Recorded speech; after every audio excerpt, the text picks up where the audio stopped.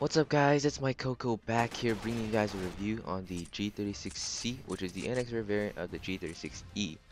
Judging by the looks, it's basically a G36E that has its scope removed and a shorter barrel. However, stat-wise, the damage is at a 45, which is same as the G36E, performs a solid 3-shot kill on normal vesters, and it may do a 4-shot on heavy vesters at longer ranges. Portability has been buffed by 11 points to 68 from 57. You can notice the portability very easily as you will run a lot quicker with the G36C than you will with the G36E. Rate of fire has not changed at 68. However, you can tell by the firing sound when you use this gun that the sound does sound a lot lighter than the G36E, which sounds a lot heavier when shooting bullets. Accuracy is still at a 90, which is also the same as the G36E. Um, I find that the accuracy is a bit worse on the G36C because you are unable to use the 3-time scope that the G36E has, so you basically kind of, in a way, you're lowering your own accuracy because the scope hinders the enhanced magnifying zoom. And recoil is the same at 68. However, I do believe that the G36C is much harder to tap fire than the G36E. Just like the KE, if any of you have used the G36 KE, you know that is slightly harder to tap fire with than the G36E, which is much easier to tap fire with. I believe is a problem with the gun involving its rate of fire because it jams often, which is why it's very hard to tap fire. However, when you're using the G36C, it's a really great gun. It does solid 3-shot kills. At close range, you can just spray. The spread it's not that bad.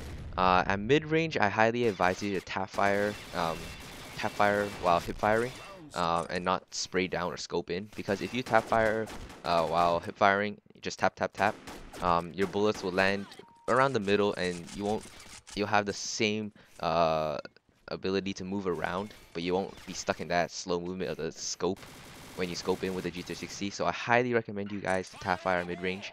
It's really beneficial with the G36C because all you need is 3 shots and the tap firing is done. At longer ranges, this is where the gun performs slightly worse. This is where I would say the G36E does better because it has that scope. But you can attach an iTech scope or a um, ACOG, doesn't really matter.